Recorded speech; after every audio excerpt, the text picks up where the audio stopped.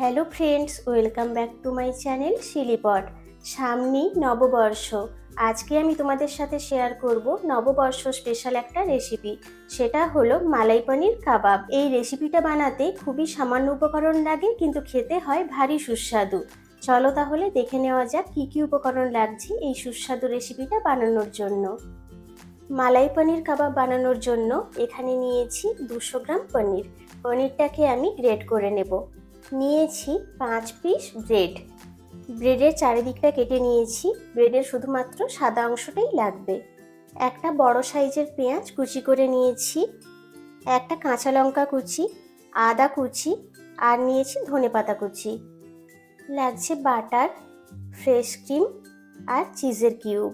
এখানে আমি 3টে চিজের কিউব নিয়েছি।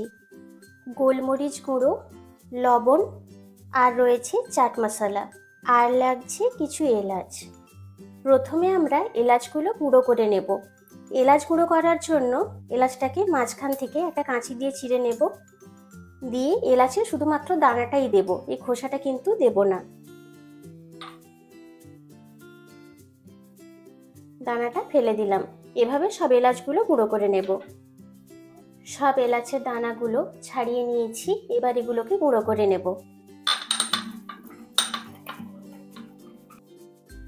এলাচটাকে ক্রাশ করে নিয়েছি। খুব মিহি গুঁড়ো করার দরকার নেই, এরকম ক্রাশ করে নিলেই কিন্তু ফ্লেভারটা খুব ভালো খোলে। এবার এখানে যে পনিরটা নিয়েছিলাম এটা আমরা গ্রেট করে নেব। গ্রেটারের যে বড় দিকটা থাকে এটাতে গ্রেট করে নেব। একটু গোটা গোটা থাকলে মুখে পড়লে কিন্তু বেশ ভালো লাগবে খেতে। একেবারে খুব মিহি করে গ্রেট করার দরকার নেই। পনিরটাকে গ্রেট করে নিয়েছি, আর যে কটা ছোট ছোট টুকরো আছে সেগুলোকে হাত দিয়ে একটু ভেঙে নিলেই কিন্তু হয়ে যাবে। এবার আমরা কাবাবের স্টাফিংটা বানিয়ে নেব। এখানে নিয়ে নিয়েছি একটা ফ্রাইং প্যান। দিয়ে দেব 1 চামচ বাটার। বাটারটাকে একটু মেল্ট হতে দেব। বাটারটা মেল্ট হয়ে গেছে। প্রথমে এর মধ্যে দিয়ে দেব পেঁয়াজ কুচি,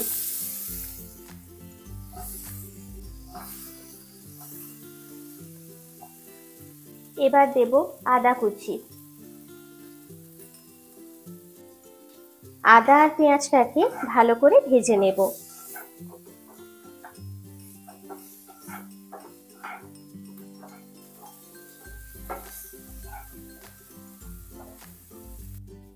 আদা আর পেঁয়াজটা লাল লাল করে ভেজে নিয়েছি। এবার এর মধ্যে দিয়ে দেব ফ্রেশ ক্রিম। ফ্রেশ ক্রিমটা দিয়ে খুব ভালো করে একবার মিশিয়ে নেব।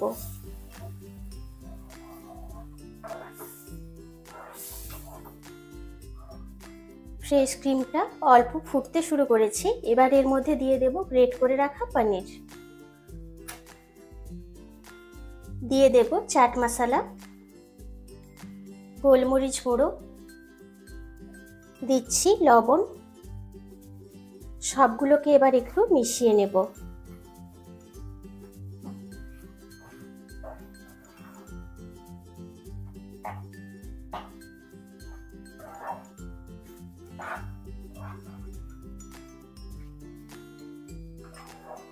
পনিরটাকে মশলার সাথে ভালো করে মিশিয়ে নিয়েছি। এবার যে ব্রেডগুলো রেখেছিলাম এগুলো হাত দিয়ে এভাবে ছিঁড়ে ছিঁড়ে এর মধ্যে দিয়ে দেব। ব্রেডটা বাইন্ডিংয়ের কাজ করবে। ব্রেডটা দিয়ে আরেকবার একটু মিশিয়ে নেব।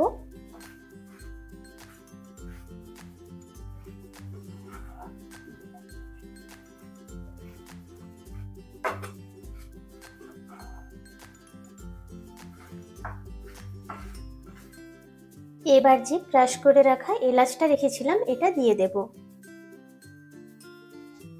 এবার চিজগুলো গ্রেট করে দিয়ে দেব।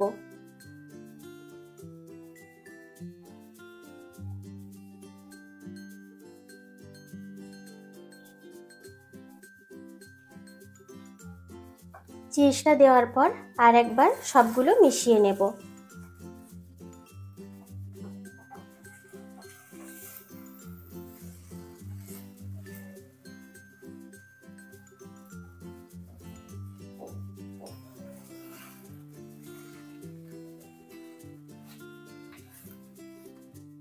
সবগুলো খুব ভালো করে মিশিয়ে নিয়েছি।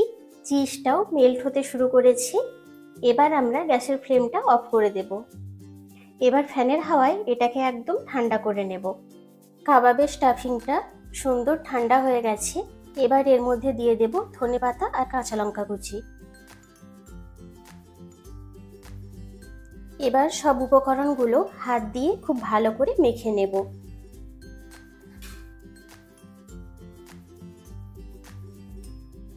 ব্রেডগুলোও কিন্তু খুব সুন্দরভাবে মিশে গেছে। দেখতেই পাচ্ছ তোমরা, কোনো কিন্তু গোটা গোটা ব্রেড আর দেখা যাচ্ছে না।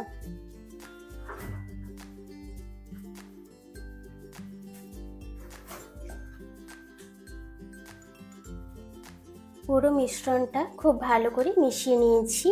এবার এখান থেকে কিছু কিছু অংশ নিয়ে টিকিয়ার আকারে গড়ে নেব।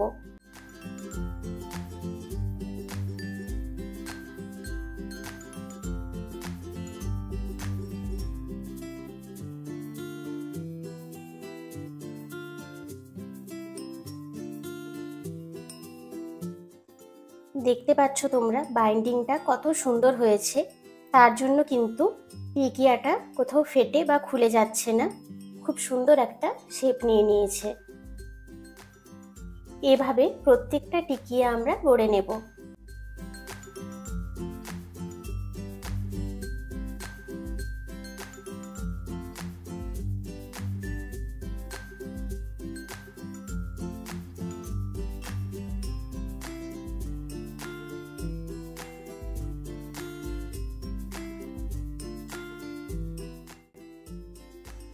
সমস্ত টিকিয়াগুলো আমরা সুন্দর করে গড়ে নিয়েছি। এবার এগুলোকে ফ্রাই করে নেব। ফ্রাইং প্যানে দিয়ে দেব 1 চামচ বাটার। বাটারটাকে মেল্ট করে নেব।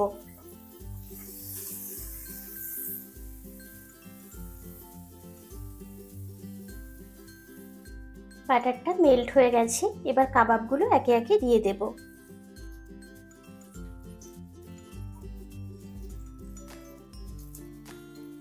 প্রথমবারে 5টা কাবাব দিলাম। এগুলোকে লো ফ্লেমে কিছুটা সময় নিয়ে খুব ভালো করে ভেজে নেব। কাবাবগুলোর একটা পিঠ 2 মিনিট ভেজে নিয়েছি। এবার উল্টে নেব। খুব সাবধানে কিন্তু এগুলোকে উল্টোতে হবে, কারণ খুবই সফট হয়েছে এগুলো।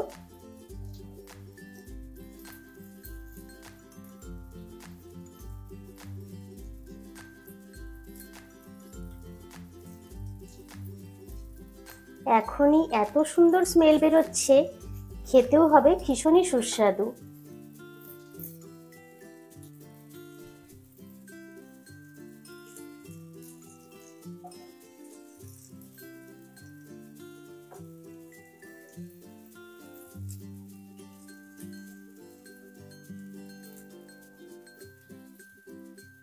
উল্টো পিঠটাও কিছুটা সময় নিয়ে ভেজে নেব। অপর পিঠটাও 2 মিনিট সময় নিয়ে ভেজে নিয়েছি। দুটো পিঠই খুব ভালো করে ভাজা হয়ে গেছে। এবার এগুলো তুলে রাখবো।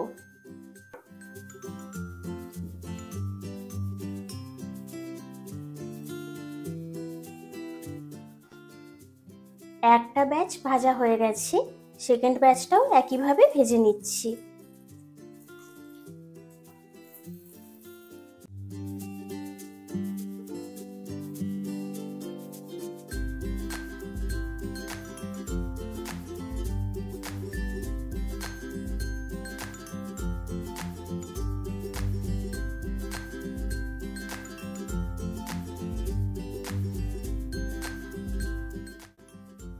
তৈরি হয়ে গেল আমাদের নববর্ষ স্পেশাল মালাই পনির কাবাব। এটা যে কি সুস্বাদু খেতে হয়, তোমরা একবার না বানিয়ে খেলে জানতেই পারবে না। যারা ভেজিটেরিয়ান আছো তাদের তো এটা খুবই ভালো লাগবে। যারা ভেজ খেতে একেবারেই পছন্দ করো না, তাদেরও এটা ভীষণ পছন্দ হবে। আজকের রেসিপিটা যদি তোমাদের ভালো লেগে থাকে তাহলে কিন্তু লাইক, শেয়ার আর কমেন্ট করতে একদম ভুলো না। চ্যানেলে নতুন হয়ে থাকলে চ্যানেলটাকে অবশ্যই সাবস্ক্রাইব করে দিও। পাশে থাকা বেল আইকনটা অবশ্যই প্রেস করো, তাতে করে আমি যখনই কোনো নতুন ভিডিও দেব তার ইনস্ট্যান্ট নোটিফিকেশন পৌঁছে যাবে তোমাদের কাছে। দেখা হবে আবার কোনো নতুন রেসিপির সাথে। Thank you.